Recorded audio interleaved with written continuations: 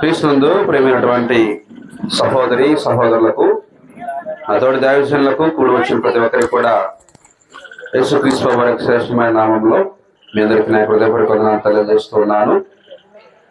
ఈరోజు ఒక ప్రత్యేకమైనటువంటి సంగతి గురించి మనము లేఖనాల ద్వారా ఆలోచించేద్దాం.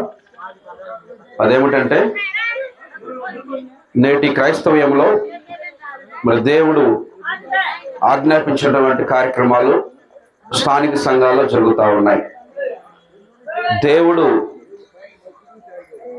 ఏదైతే లేఖనాల ద్వారా సెలవీయలేదో, దేవుడు చెప్పినటువంటి కార్యక్రమాలు కొన్ని సంఘాల్లో జరుగుతూ ఉన్నాయి. వాస్తవానికి దేవుని పిల్లలుగా ఉన్నటువంటి మనము, దేవుడు తన యొక్క పరిశుద్ధ గ్రంథం ద్వారా ఏవైతే సెలవిచ్చాడో ఆ కార్యక్రమాలు, ఆ విషయాలు మాత్రమే మనము స్థానిక సంఘాల్లో జరిగించాలి.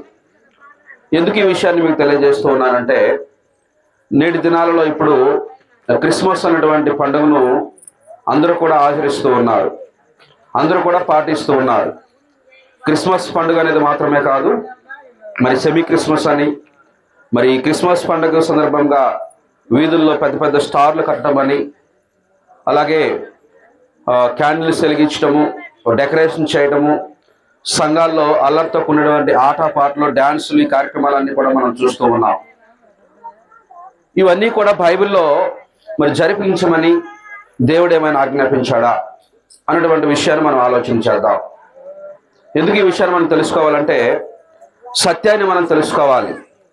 సత్యాన్ని ప్రతి ఒక్కరు కూడా గ్రహించాలి.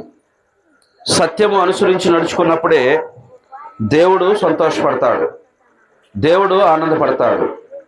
ఈనాడు చాలామంది సత్యాన్ని కాకుండా మనుషుల యొక్క పద్ధతులను, ఆచారాలను, సంప్రదాయాలను పాటిస్తూ ఉన్నారు. చూడండి, సామెతల గ్రంథము 30వ అధ్యాయం 6వ వచనంలో ఏమని ఉంటుందంటే, ఆయన మాటలతో ఏమీ చేర్చుకుము, ఆయన నిన్ను గద్దించునేమో అంటున్నాడు. అంటే బైబిల్ గ్రంథంలో లేనటువంటి వాటికి ఏమీ కూడా మనం చేర్చకూడదు. గుర్తుపెట్టుకోండి, బైబిల్ గ్రంథంలో ఉన్నటువంటి మాటలకు ఏమీ కూడా మనం చేర్చకూడదు. ఎందుకంటే ఇక్కడ ఏమంటున్నాడంటే, ఆయన నిన్ను గద్దించునేమో అంటున్నాడు. అంటే దేవుని యొక్క వాక్యానికి మనం ఏమీ కలపకూడదు, ఏమీ తీసివేయకూడదు. అర్థమవుతుందని చెప్పేది. ఇప్పుడు ఒకసారి మీరు లేఖనం గమనించండి. ఇప్పుడు నేను చెప్పి ఉన్నాను కదా, సామెతల గ్రంథము 30వ అధ్యాయం 6వ వచనంలో ఆయన మాటలతో ఏమీ చేర్చకుము. ఆయన మాటలు అంటే ఏంటి? ఈ పరిశుద్ధ గ్రంథంలో ఉన్నటువంటి సంగతులు, ఈ పరిశుద్ధ గ్రంథంలో ఉన్నటువంటి దేవుని యొక్క వాక్యము, ఈ మాటలకి ఏమీ కూడా మనం చేర్చకూడదు. చేర్చడం అంటే ఏంటి?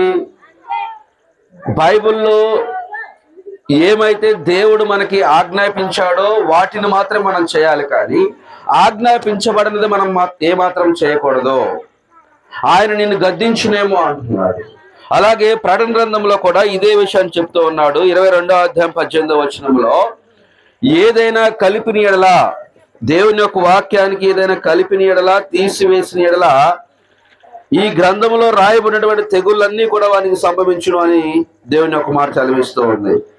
చూడండి, 22వ అధ్యాయం 18వ వచనంలో, ఈ గ్రంథమందున్న ప్రవచన వాక్యములను విని ప్రతి వానికి నేను సాక్ష్యం ఇచ్చినది ఏమనగా, ఎవడైనను వీటితో మరి ఏదైనా కలిపిన ఎడల ఈ గ్రంథంలో రాయబడిన తెగుళ్ళు దేవుడు వానికి కలగచేయును.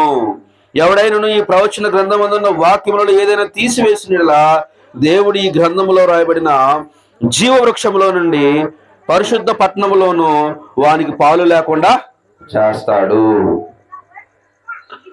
స్పష్టంగా మనకు దేవుని యొక్క మాట చదివిస్తా ఉంది. ఈ గ్రంథంలోనికి ఏది కలపకూడదు, ఏది తీసివేయకూడదు.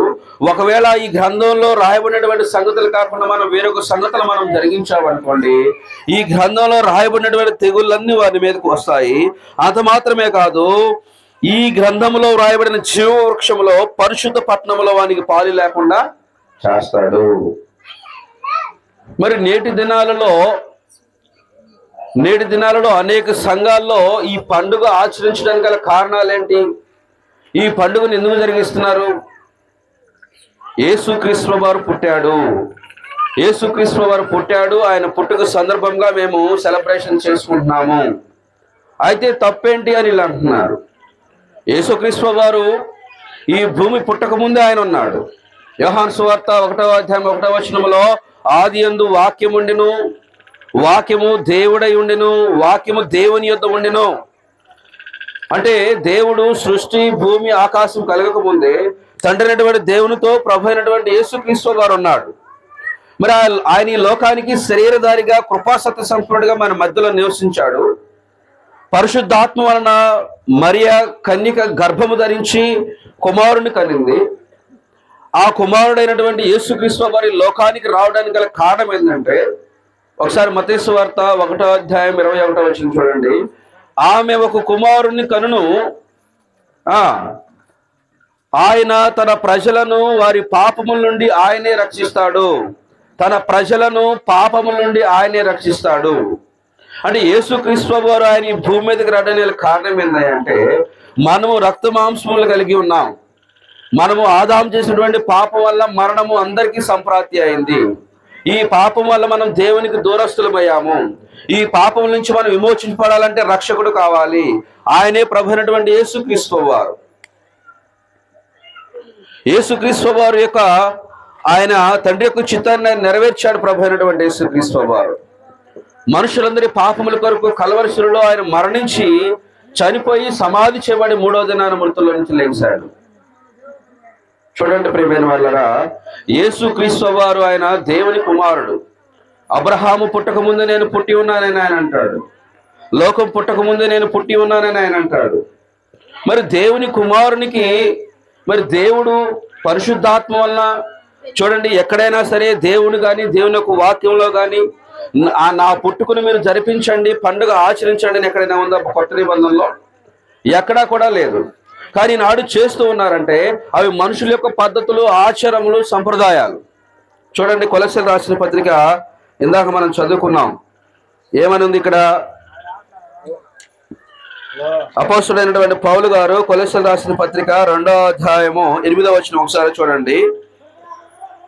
ఆయనను అనుసరింపక మనుషుల పారంపర్యాచారమును అనగా ఈ లోక సంబంధమైన మూలపాఠములను అనుసరించి మోసకరమైన నిర్దతత్వ జ్ఞానము చేత మిమ్మల్ని చెరపట్టుకొని పోవాడు ఎవడైనా ఉండునేమో జాగ్రత్తగా ఉన్నాను అంటున్నాడు.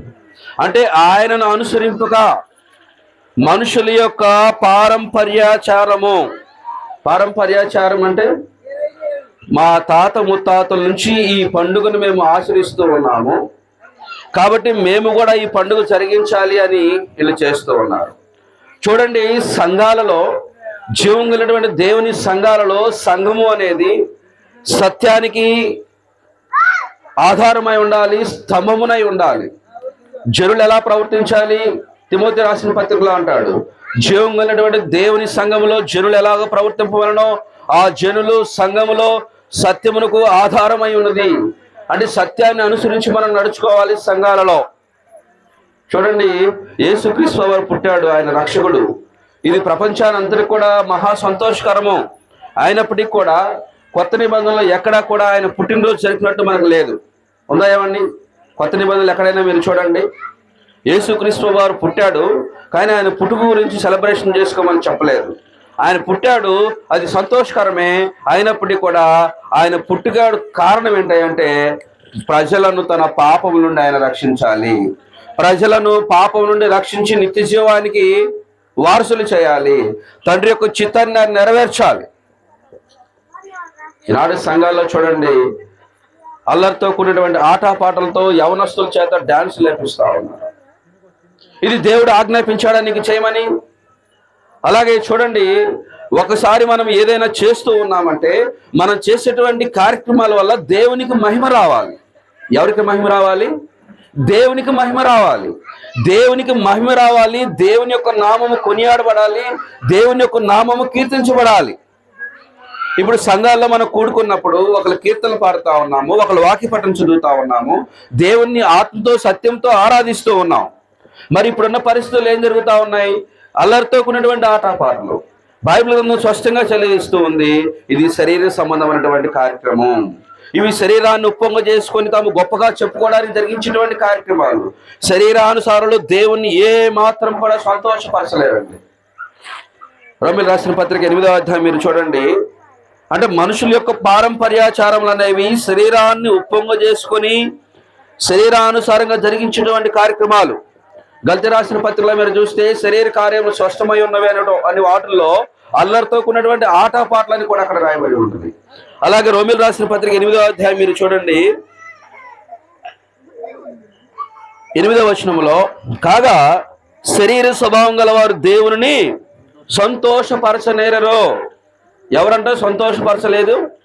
శరీరానుసారులు. అంటే మనుషుల యొక్క పద్ధతులు, ఆచారాలు, సంప్రదాయాలతో ఎవరైతే సంఘాల్లో ప్రవర్తిస్తారో వాళ్ళు దేవుణ్ణి సంతోషపరచలేరు. మరి దేవుని సంతోషపరచాలంటే దేవుడు ఏది చేయమన్నాడో అది మనం చేయాలి. అంటే దేవుని యొక్క సంఘంలో మనం ఎలా ఉండాలి? ఒకసారి మనము కొరింథీయులకు రాసిన పత్రిక, మొదటి కొరింథీయులకు రాసిన పత్రిక 14వ అధ్యాయము 26వ వచనం చూడండి. సహోదరులారా, ఇప్పుడు మీలో ఏమి జరుగుతున్నది? మీరు కూడి వచ్చినప్పుడు ఒకడు కీర్తనలు పాడవలసి ఉన్నాడు, మరి ఒకడు బోధింపవలసి ఉన్నాడు, మరి ఒకడు తనకు బయలుపరచబడినది ప్రకటన చేయవలసి ఉన్నాడు. అంటే కీర్తనలు పాడాలి, ఆత్మ సంబంధమైనటువంటి కీర్తనలు పాడాలి, వాక్య పఠనం చేయాలి, దేవుని యొక్క వాక్యానుసారంగా మనం సంఘంలో నడుచుకోవాలి. అంటే సంఘములో మనము ఏది చేసినా సరే దేవుడు ఇది చేయమన్నాడా లేదా అన్నటువంటి ఇంకిత జ్ఞానం మనకు ఉండాలి. బుద్ధిహీనంగా అందరూ చేస్తూ ఉన్నారులే, అందరూ సంతోషంగా ఆటపాటలతో గడుపుతూ ఉన్నారులే అన్నటువంటి విషయంతో మనం చేయకూడదు. అంటే చూడండి, ఈ కార్యక్రమాలన్నీ కూడా వీళ్ళు దేవుని పేరిటే జరిగిస్తూ ఉన్నారు. ఇప్పుడు మనం అనుకోవచ్చు, క్రిస్మస్ చేస్తే తప్పేంటండి, లోకంలో అందరూ చేస్తూ ఉన్నారు, క్రీస్తు పుట్టాడు, ఇది ప్రపంచానికి సంతోషకరము, మేము సంతోషిస్తూ ఉన్నాం. యేసుక్రీస్తు వారు పుట్టాడు, మన బైబిల్లో ఉంది, దావీదు పట్టణమందు నేడు మీ కొరకు రక్షకుడు పుట్టి ఉన్నాడు, ఇది మహా సంతోషకరమైనటువంటి శుభవార్త. అంటే ప్రపంచానికి రక్షకుడు పుట్టాడు, ఆ రక్షకుడు ద్వారానే ప్రజలందరూ కూడా తమ పాపములను కడిగి వేసుకొని నిత్య రాజ్యానికి ప్రవేశించగలుగుతారు. ఇది సంతోషకరమే. కానీ ఆ రక్షకుడు తన పుట్టుకును జరిగించండి అని చెప్పాడా? అల్లరితో ఉన్నటువంటి ఆటపాటలు సంఘాల్లో జరిగించాలని ఆయన చెప్పాడా? చూడండి, ఆయన దేవుడండి, దేవుని స్వరూపం కలిగినటువంటి వాడు. ఆయన దాసుని స్వరూపం ధరించుకొని మన కొరకు కల్వరి శిలువలో తను వ్యక్తినిగా చేసుకొని శిలువ మరణం పొందినంతగా తన్ను తాను తగ్గించుకున్నాడు. కాబట్టి యేసు క్రీస్తు వారి యందు విశ్వాసం ఉంచినటువంటి మనం అందరం కూడా, క్రీస్తు యేసులోని బాప్తిసం పొందిన మనం అందరం కూడా జాగ్రత్తగా లేఖనాలు ఏమైతే బోధిస్తూ ఉన్నాయో వాటి ప్రకారం మనం నడుచుకోవడానికి మనము తీర్మానం చేసుకోవాలి. అల్లరితో కూడినటువంటి ఆటపాటలు, లోక సంబంధమైనటువంటి ఆజ్ఞలు, పద్ధతులు, ఆచారాలు, లోకంలో ఉన్నటువంటి అన్ని కూడా మనం అనుసరించామంటే మనం శరీరానుసారంగా ప్రవర్తించిన వాళ్ళం అవుతాము. కాబట్టి ఇక్కడ శరీరానుసారులు ఏమన్నాడు? ఇందాక రోమిలు రాసిన పత్రిక 8వ అధ్యాయం 8వ వచనంలో, శరీరానుసారులు ఏమాత్రం దేవుని సంతోషపరచలేరు. అంత మాత్రమే కాదు, ఇదే అధ్యాయంలో ఏమని ఉంటుందంటే, వీరు దేవునికి విరోధులై ఉన్నారని రాయబడి ఉంటుంది. చూడండి, రోమిలు రాసిన పత్రిక 8వ అధ్యాయము 7వ వచనం చూడండి. ఏలియనగా శరీరానుసారమైన మనసు దేవునికి విరోధమై ఉన్నది. దేవునికి విరోధమైన ఉన్నది శరీరానుసారమైనటువంటి మనసు. అందుకన్నాడు, ఆయనను అనుసరింపక మనుషుల యొక్క పద్ధతులు, ఆచారాలు, సంప్రదాయాలు మన జీవితంలో ఉండకూడదు. ఇవి నశించిపోతాయి, వాటిని ముట్టుకొనవద్దు, రుచి చూడవద్దని కొలెస్ట్రాల్ రాసిన పత్రికలో మనం చదువుకున్నాం.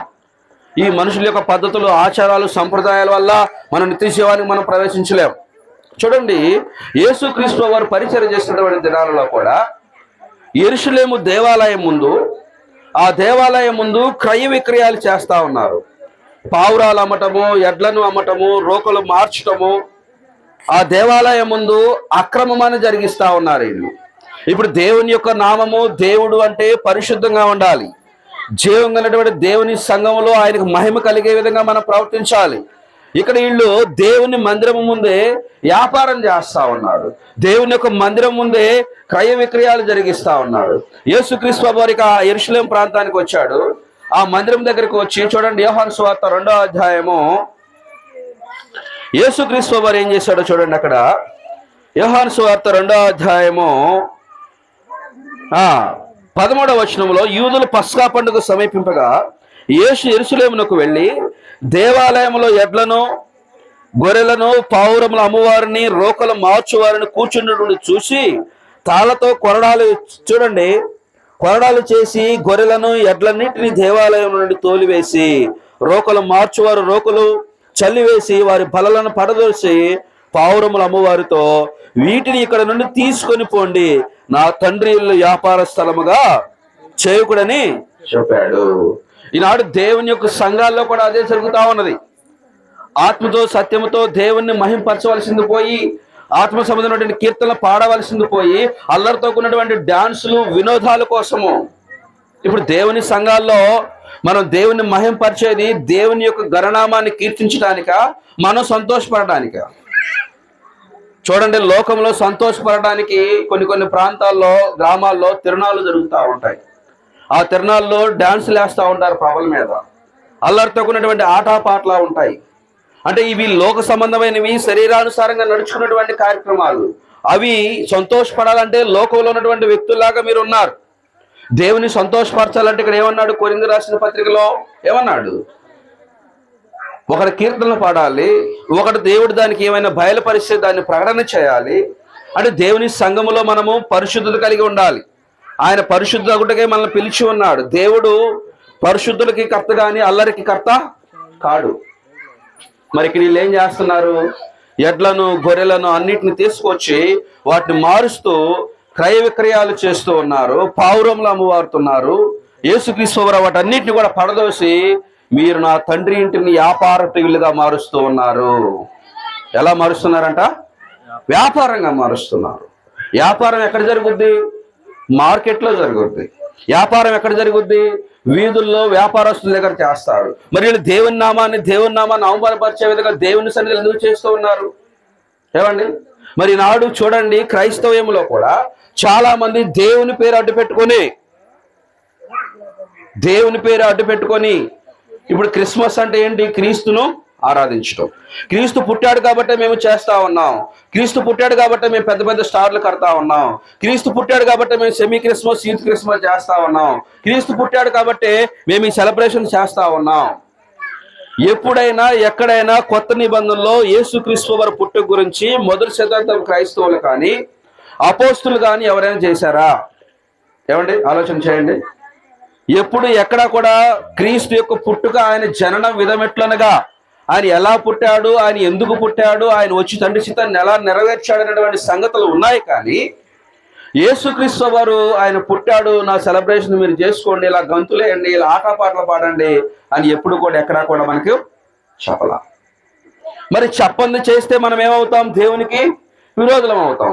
చెప్పని దానికి అందుకే అన్నాడు, ఏదైనా కలిపిని ఎడలా ఆయన నిన్ను గద్దించునేమో. అంటే దేవుని యొక్క వాక్యానికి ఏది మనం కలపకూడదు, ఏది తీసివేయకూడదు. ప్రియమైన వాళ్ళరా, దేవుడు ఏది చెప్పాడో అది మనం పాటించాలి. ఆత్మ సంబంధమైన కీర్తనలతో దేవుణ్ణి మహింపరచాలి. ఆత్మతో సత్యంతో దేవుణ్ణి ఆరాధించాలి.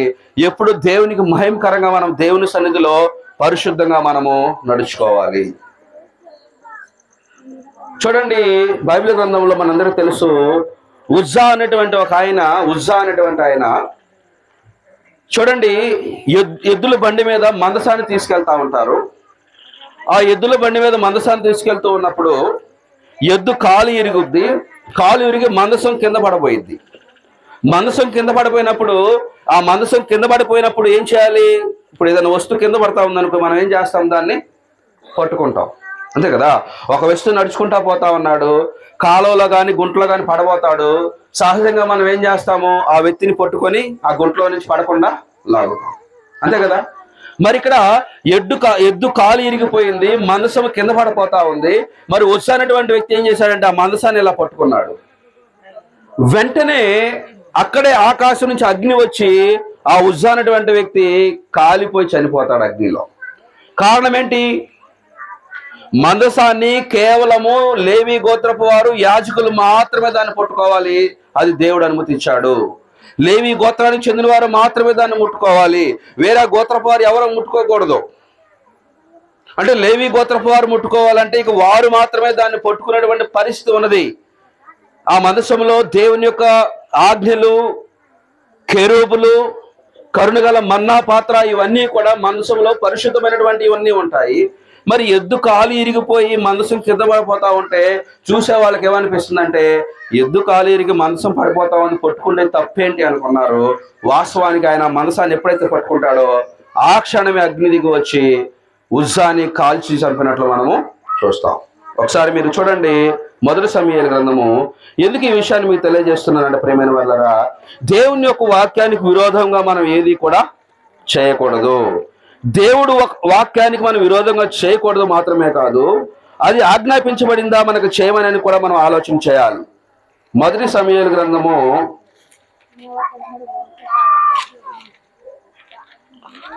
క్షమించాలి, 2వ సమూయేలు గ్రంథము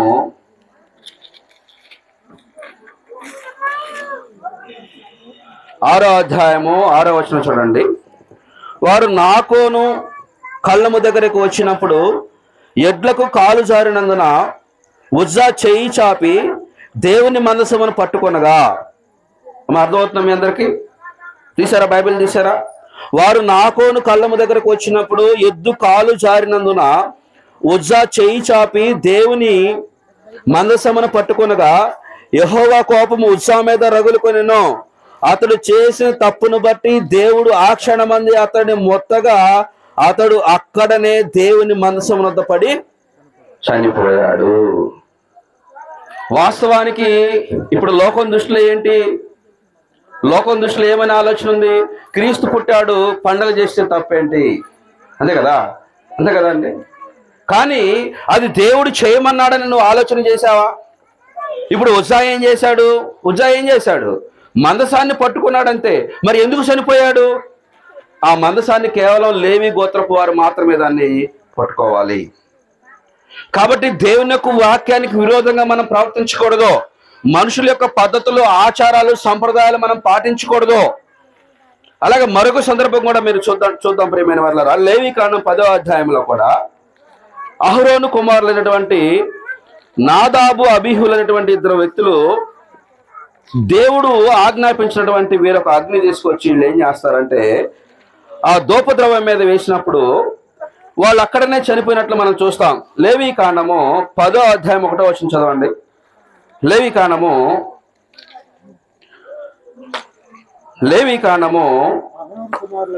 అహరోను కుమారులైన నాదాబు, అబీహులు తమ తమ ధూపార్తులను తీసుకొని వాటిలో నిప్పులంటించి వాటి మీద ధూపద్రవ్యం వేసి యెహోవా తమకు ఆజ్ఞాపింపని, చూడండి గమనించండి, యెహోవా తమకు ఆజ్ఞాపింపని వేరొక అగ్నిని ఆయన సన్నిధికి తేగా యెహోవా సన్నిధి నుండి అగ్ని బయలుదేరి వారిని, యెహోవా తమకు ఆజ్ఞాపింపని వేరొక అగ్ని. అంటే దేవుని సంఘములో నువ్వు ఏదైనా చేస్తూ ఉన్నావంటే అది దేవుడు ఆజ్ఞాపించాడా లేదా? ఇప్పుడు అగ్ని అంటే ఏంది? అంతా కూడా అగ్ని, చూసేదంతా అగ్ని. కానీ దేవుడు ఏదో చెప్పాడో ఆ అగ్ని మాత్రమే ధూపద్రవ్యం మీద వేయాలి. వేరొక అగ్ని అంటే అది దేవుడు చెప్పింది కాదు. అందుకే అంటున్నాడు యెహోవా తమకు ఆజ్ఞాపింపని. చూడండి లేవికాండం 10వ అధ్యాయము మొట్టమొదటి వచనంలో యెహోవా తమకు ఆజ్ఞాపింపని వేరొక అగ్ని ఆయన సన్నిధికి తేగా యెహోవా సన్నిధి నుండి అగ్ని బయలుదేరి వారిని కాల్చివేసెను. వారు యెహోవా సన్నిధిన మృతి పొందిరి. ఇందాక మనం ఏం చూస్తాం ప్రకటన గ్రంథంలో, ఈ జీవ గ్రంథంలో ఏవైనా సరే మీరు తీసివేసినా కలిపిన యెడల తెగుళ్ళన్నీ కూడా వాని మీదకి సంప్రాప్తి అవుతాయి, వస్తాయి. అలాగే జీవ గ్రంథంలో నుండి వాడికి పాలిభాగము లేదు. అంటే దేవుడు ఆజ్ఞాపించింది మనం చేయకూడదు. అది ఇప్పుడు మీకు డౌట్ రావచ్చు, మరి యేసుక్రీస్తు వారు పుట్టలేదా? ఆయన ఎప్పుడు 2000 సంవత్సరాల క్రితం ఆయన భూమి మీదకి వచ్చాడు. అసలు ఈ లోకం భూమి పుట్టకముందే ఆయన ఉన్నాడు. మరి పుట్టాడు, పుట్టినప్పుడు మనం ఏం చేయాలి? ఒకవేళ నువ్వు పాపంలో ఉన్నావా, నేను పాపినైన నువ్వు ఆయన యందు విశ్వాసం ఉంచి రక్షణ పొందాలి. యేసుక్రీస్తు వారు వచ్చింది దేనికి? ఒకసారి మళ్ళా చదవండి. మత్తయి సువార్త 1వ అధ్యాయం 21వ వచనం చూడండి.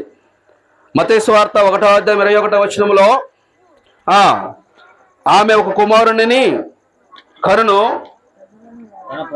తన ప్రజలను వారి పాపము నుండి ఆయనే రక్షిస్తాడు.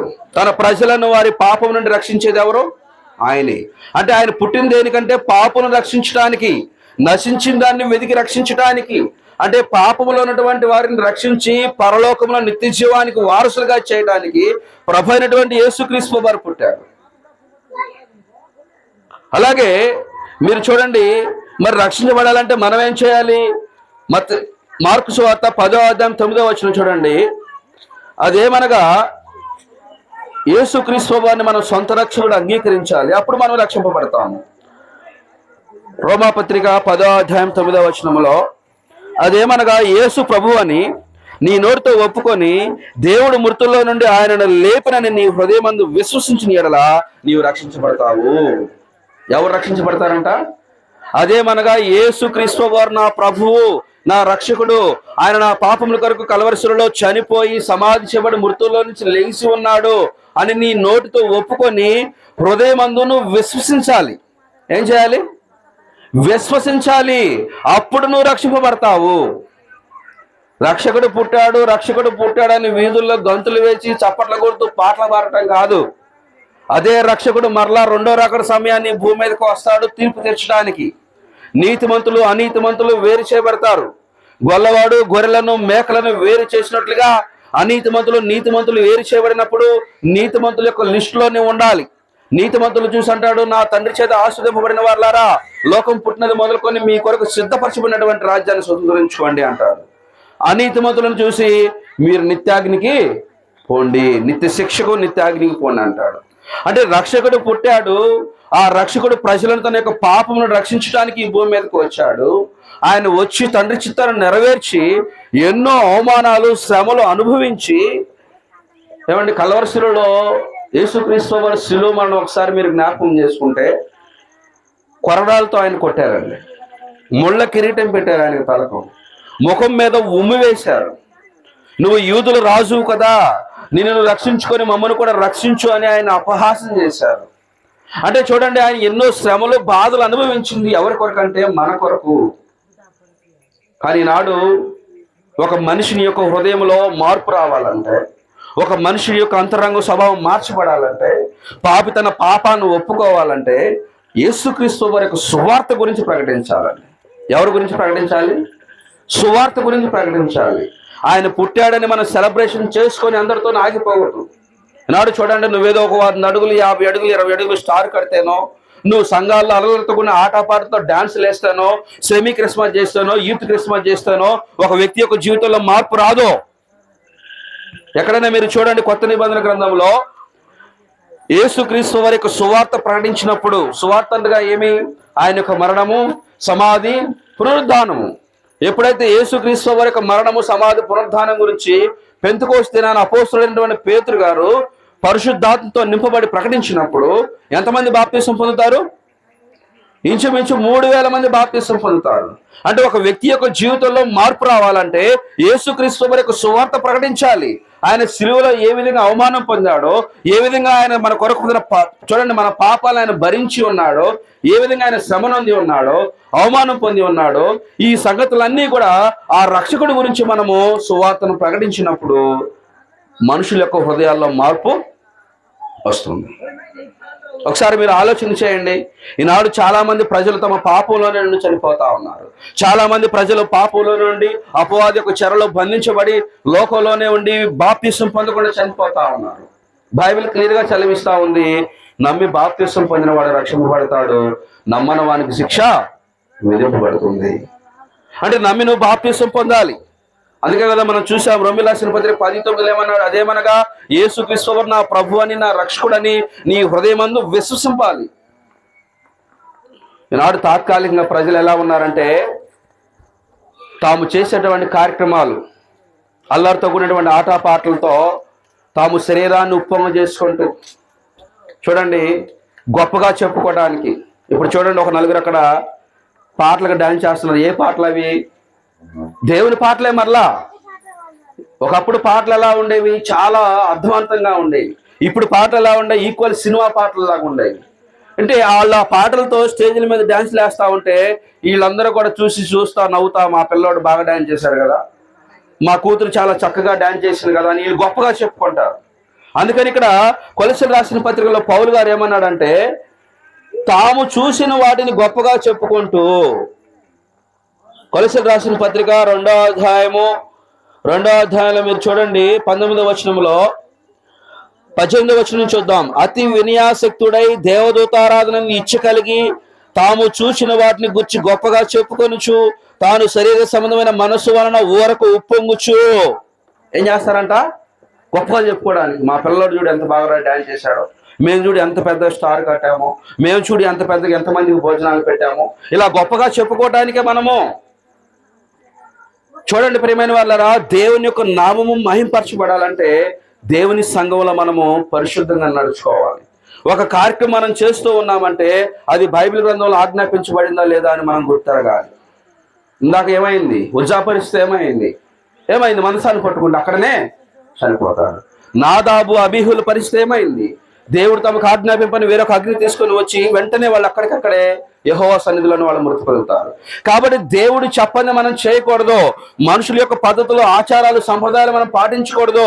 అవన్నిటిని ఏమంటున్నాడంటే ముట్టుకోవద్దు, రుచి చూడవద్దు. అదే కింద వచనంలో చూడండి 20వ వచనంలో, మీరు క్రీస్తు కూడా లోకం యొక్క మూలపాఠముల విషయమై మృతి పొందిన వారైతే లోకములో బ్రతుకుచున్నట్టుగా మనుషుల ఆజ్ఞలను, పద్ధతులను అనుసరించి చేత పట్టుకొనవద్దు, రుచి చూడవద్దు, ముట్టవద్దు అను విధులకు మీరు లోబడనేలా అవన్నీ వాడుకుని చేత నశించిపోతాయి.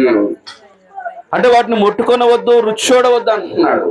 మనుషుల పద్ధతులు, సంప్రదాయాలు, ఆచారాలు మనం పాటిస్తే మన పరలోకానికి వెళ్తామా?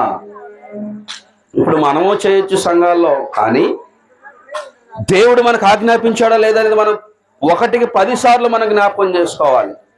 ఇప్పుడు ఉజ్జా ఏం చేశాడు? పడిపోవటం మంచిది, మనసం పడిపోతుంది, పడిపోయిన దాన్ని పట్టుకోవడం ఏముందులని పట్టుకున్నాడు. కానీ ఆ మనసాన్ని లేవి గోత్రపు వారే పట్టుకోవాలి, శిక్ష తెచ్చుకున్నాడు, మరణించాడు. నాదాబు అబీహులు వేరొక అగ్ని తీసుకొచ్చారు. అంతా అగ్నే కదా, అందరూ వేసేది అగ్నే కదా అని వేరొక అగ్ని తీసుకొచ్చారు.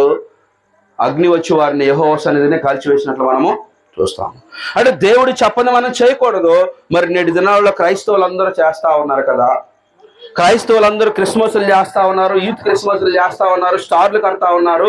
మేము కూడా చేస్తే తప్పేంటని మీరు అనుకొని మీరు చేశారనుకోండి, మనము కూడా మనుషుల్లాగా లోకంలో ఉన్న పద్ధతులను, ఆచారాలను అనుసరించి వారు అవుతాం. అందుకే యేసుక్రీస్తు అన్నాడు, ఈ ప్రజలు పెదవులతో నన్ను గణపరుస్తున్నారు కానీ వారు హృదయమో దూరముగా ఉన్నది. వీళ్ళు దేవుడు చూడండి ఒకసారి మత్తయి సువార్త 15వ అధ్యాయంలో యేసుక్రీస్తు ఏమని మాట్లాడుతూ ఉన్నాడంటే 15వ అధ్యాయము 3వ వచనములో, అందుకైన మీరును మీ పారంపర్యాచార నిమిత్తము దేవుని ఆజ్ఞను ఎందుకు అతిక్రమించుతున్నారు? తల్లిదండ్రులను గణపరచమనియు తండ్రినైనను తల్లినైనను దూషించేవాడు తప్పక మరణం పొందవలనైనా దేవుడు సెలవిచ్చును. మీరైతే ఒకడు తన తండ్రినైనను తల్లినైనను చూసిన వలన నీకేమి ప్రయోజనమగునో అది దేవార్థమని చెప్పిన యెడల అతడు తన తండ్రినైనను తల్లినైనను గణపరచక్కర్లేదని చెప్పుచున్నారు.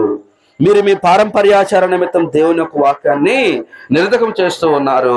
వేషధారులారా, ఈ ప్రజలు తమ పెదవులతో నన్ను గణపరచుదురు కానీ వారి హృదయం నాకు దూరముగా ఉన్నది.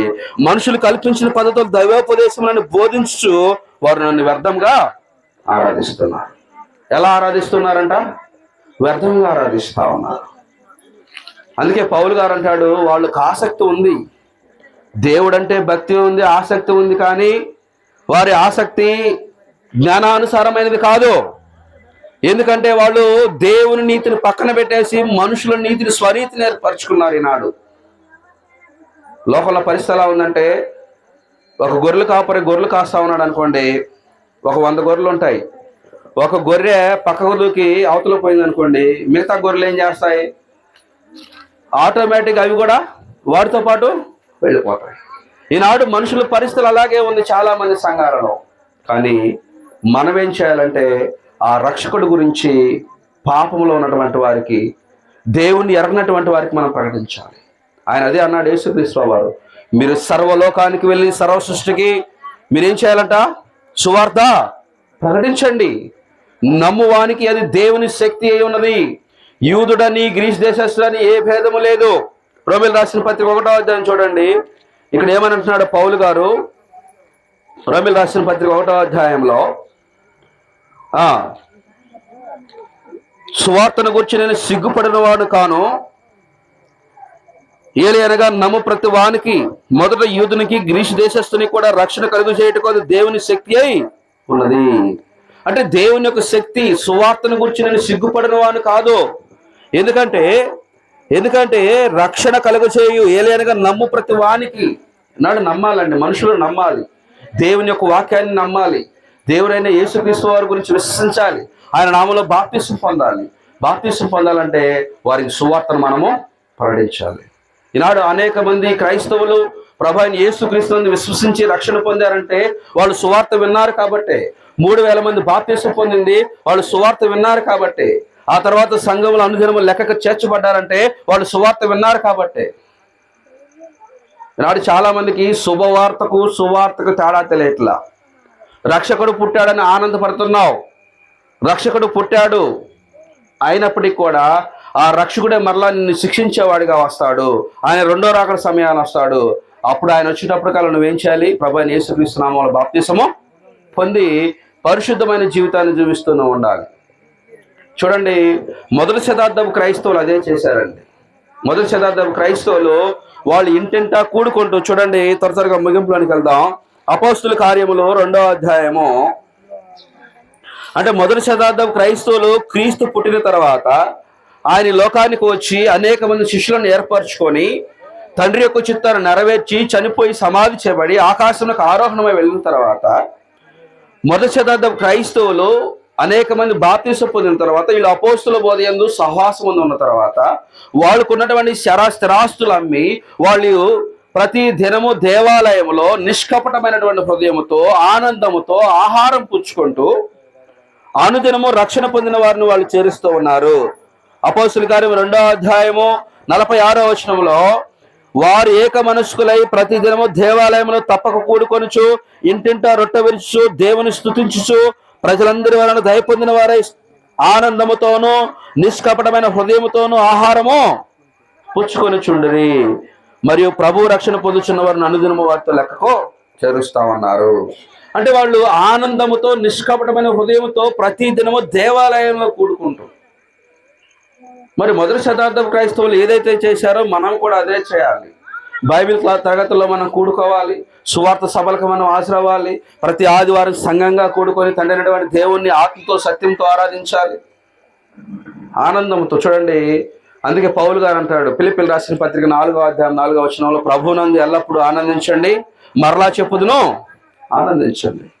ఏదో సంవత్సరానికి వచ్చే డిసెంబర్ 25 మాత్రమే ఆనందించడం కాదు. ప్రభు అయిన యేసుక్రీస్తు వారిని నీ సొంత రక్షకుడు అంగీకరించి పాప క్షమాపణ నిమిత్తం బాప్తిసం పొందిన తర్వాత ఆయన నీ ప్రభుగా నీ హృదయంలో నువ్వు ప్రతిష్ఠించుకుంటావు. ఆయన రక్షకుడిగా నీ హృదయంలో ఉంటాడు. అప్పుడు నువ్వు ఎల్లప్పుడూ కూడా ఆనందించవచ్చు. వాక్యం ఏమో చదివిస్తుందమ్మా, ఒకరోజు ఆనందపడబందా వాక్యము? ప్రభునందు చదవండి, ఆ వచనం చదవండి ప్రియులారా, చదవండి, ఆ వచనం చదవండి. పౌలు గారు ఏమన్నాడంటే, ప్రభునందు ఆనందించుడి, మరలా చెప్పుదును ఆనందించుడి. అంటే దాని అర్థమైందంటే ఎల్లప్పుడూ ప్రభునందుండి మనం ఆనందించాలి. ఎలా ఆనందించాలంట? ఫిలిప్పీయులు రాసిన పత్రిక 4వ అధ్యాయం 4వ వచనంలో ఎల్లప్పుడూ ప్రభునందుండి ఆనందించుడి, మరలా చెప్పుదును ఆనందించండి. అంటే ఎల్లప్పుడూ అంటే ఒక రోజా 2 రోజులా? నిరంతరం ప్రభునందుండి అంటే నువ్వు యేసుక్రీస్తు వారిని సొంత రక్షకుడు అంగీకరించి, నా ప్రభువు నా రక్షకుడని అంగీకరించి పాప క్షమాపణ నిమిత్తం బాప్తిసం పొందిన తర్వాత నువ్వు పరిశుద్ధాత్మను పొందుతావు. క్రీస్తు ప్రభు వారు నీ హృదయంలో నువ్వు ప్రతిష్ఠించుకుంటావు. ఆయన నీ హృదయంలో నివసిస్తాడు. అప్పుడు నువ్వు ప్రతి దినము కూడా ప్రభునందుండి ఆనందించవచ్చు. ఈనాడు చాలా మంది ఎలా ఆనందిస్తూ ఉన్నారు? ఇందాక మనం చెప్పుకున్నాం కదా, అల్లరితో కూడినటువంటి ఆటపాటలు, విందులు, అల్లరితో కూడిన ఆటపాటలు, విందులు, దేవుడు ఆజ్ఞాపించినవి, మనుషుల యొక్క పద్ధతులు, ఆచారాలు, సంప్రదాయాలు. నేను మొట్టమొదటి చెప్పాను, శరీరానుసారమైనటువంటి మనస్సు మరణము. శరీరానుసారులు ఏమాత్రం దేవుని సంతోషపరచలేరు. ఇక్కడ క్రైస్తవులు, మొదటి శతాబ్దపు క్రైస్తవులు ఏం చేశారంట? ప్రతి దినము దేవాలయంలో వాళ్ళు కూడుకుంటూ నిష్కపటమైనటువంటి హృదయము, అంటే ఏ కపటము లేకుండా పవిత్రమైనటువంటి ప్రేమతో వాళ్ళు ప్రతి దినము దేవాలయంలో కూడుకుంటూ ఉన్నారు. అలాగే మరొక విషయం కూడా, వాళ్ళు అలా కూడుకోవడం మాత్రమే కాదు, యేసే క్రీస్తుని వాళ్ళు ప్రకటిస్తా ఉన్నారు. చూడండి, 5వ అధ్యాయం, అపోస్తుల కార్యం 5వ అధ్యాయము 42వ వచనంలో ప్రతి దినము దేవాలయంలో ఇంటింట మానక బోధించు యేసే క్రీస్తు అని ప్రకటించారు. అలాగే అపోస్తుల గారు 2:42వ వచనంలో వీరు అపోస్తుల బోధ యందును సహవాసమందును రొట్టె విచ్చుకి అందును ఎడతెగక ఉన్నారు. కాబట్టి ప్రియమైన వాళ్ళరా, లోకంలో జరుగుతున్నట్టు మనుషుల పద్ధతులు, ఆచారాలు, సంప్రదాయాలు మనం పాటించవలసిన అవసరం లేదు. దేవుడు ఏది చెప్పాడో అది మనం పాటించాలి. ఈ గ్రంథంలో ఏ విషయమైనా కూడా మనం కలపకూడదు, తీసివేయకూడదు. చూడండి, అందుకే అంటాడు యేసుక్రీస్తు వారు, అక్రమము చేయవారులారా మీరెవరో నాకు తెలియదు అని అంటాడు. అయ్యా, నీ నామానమేమో అద్భుతాలు చేయలేదా, నీ నామానమేమో దెయ్యములు వెళ్ళగొట్టలేదంటే అక్రమం అంటే ఏంటి? దేవుడు ఒక పద్ధతి పెట్టాడు, దేవుడు ఒక క్రమాన్ని పెట్టాడు. కాబట్టి మొదటి శతాబ్దపు క్రైస్తవులు ఏం చేశారంట? వాళ్ళు అపోస్తుల బోధలో ఉన్నారు, ప్రతిదినము దేవాలయాల్లో కూడుకుంటున్నారు, యేసే క్రీస్తుని ప్రకటించారు, సువార్తను వాళ్ళు ప్రకటించారు.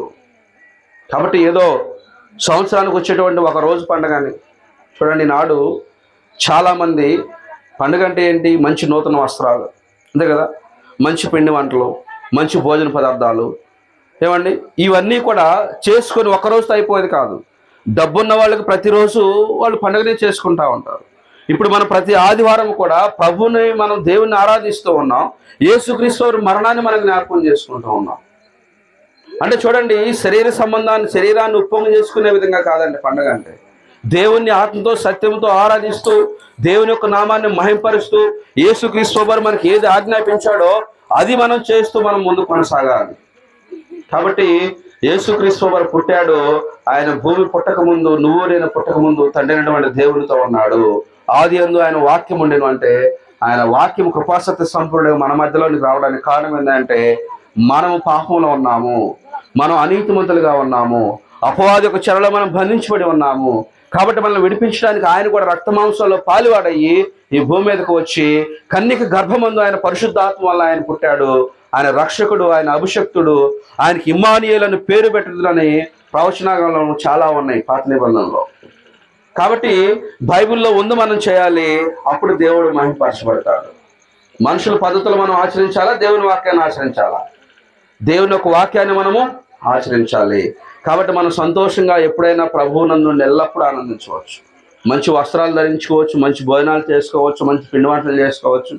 ఎప్పుడైనా సరే మనం ప్రభువునందు మనం సంతోషపడాలి. కానీ లోకంలో ఉన్నటువంటి అల్లర్తకున్న ఆటపాటలు, పద్ధతులు, ఆచారాలు, ఆర్భాటాలతో చేయాల్సిన అవసరము లేదు. ఎందుకంటే అలా మనం ప్రవర్తిస్తే దేవుని చేతిలో మనం విరోధులు అవుతాం, దేవునికి విరోధులు అవుతాం.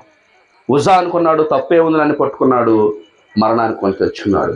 నాదాబు, అబీహు ఏమనుకున్నారంటే వేరొక అగ్ని తీసుకొచ్చేసారు, అక్కడనే చనిపోయినట్లు మనము చూస్తాం. కాబట్టి కొత్త నిబంధనలు ఎక్కడా కూడా యేసుక్రీస్తు వారి యొక్క పుట్టుక గురించి మీరు ఇలా జరిపించుకోవడానికి ఎక్కడా కూడా మనకు ఆజ్ఞాపించబడాల. కాబట్టి మన కొత్త నిబంధనల చట్టం ప్రకారం మనం నడుచుకుందాం. యేసుక్రీస్తు వారు ఏ విధంగా అయితే నేను పరిశుద్ధుడిగా ఉన్నాను కాబట్టి మీరు కూడా పరిశుద్ధులే ఉన్నానని చెప్పాడో, మనం కూడా పరిశుద్ధత కలిగి ఇంకా ఎవరైనా రక్షణ పొందకపోతే యేసుక్రీస్తు వారి నామంలో రక్షణ పొందండి. దేవుని చిత్తం కూడా అదే, మనుషులందరూ కూడా రక్షణ పొంది నిత్యజీవము పొందాలండి. కాబట్టి రక్షణ పొందినటువంటి వాళ్ళు రక్షణ పొందండి, పాప క్షమాపణ నిమిత్తం బాప్తిసం పొందండి. ఎందుకంటే ఈనాడు మన లోకంలో చూస్తూ ఉన్నాం, మన మరణదినం మనకు తెలియదు, ఏనాడు మనం చనిపోతాం మనకు తెలియదు. కానీ మరణించేలోపే మనం బాప్తిసం పొందాలి, గుర్తుపెట్టుకోండి. చాలామంది వాయిదాలు వేసుకుంటూ ఉంటారు, ఈ సంవత్సరం కాదు, వచ్చే సంవత్సరం కాదు, ఒక రోజు కాదు, 2 రోజులు కాదని. కానీ నాడు మరణం అనేది ఎప్పుడు తలుపు తట్టిందో మనకు తెలియదు. కాబట్టి మనం మరణించేలోపు ఏం చేయాలి? రక్షణ పొందాలి, పాప క్షమాపణ నిమిత్తం బాప్తిసము తీసుకోవాలి. అందుకే అంటాడు పౌలు గారు, ఎవడైనను క్రీస్తు యేసునందున ఎడల నూతన సృష్టి, పాతవి గతించిన సమస్తము క్రొత్తవి ఆయను. కాబట్టి తీర్మానం చేసుకోండి, రక్షకుడు పుట్టాడు, ఆ రక్షకుడే మరలా రెండో రకం సమయాన్ని వస్తాడు. ఆయన వచ్చేటో ఆయన ఏ క్షణాన్ని ఎప్పుడు వస్తాడో తెలియదు. మనం అందరం కూడా ప్రభు అయిన యేసుక్రీస్తు నామములో రక్షణ పొంది పరిశుద్ధంగా ఉండాలి. దేవుడు అటు కృప మనందరికి అనుగ్రహించిన గాక. శ్రద్ధగా ఆసక్తి దేవుని యొక్క వాక్యం మీ అందరూ కూడా హృదయపూర్వక వందనాలు తెలియజేస్తూ వాక్యాన్ని ముగిస్తూ ఉన్నాను. మంచి సమయం ఇచ్చిన సహోదరులు కూడా హృదయపూర్వక వందనాలు.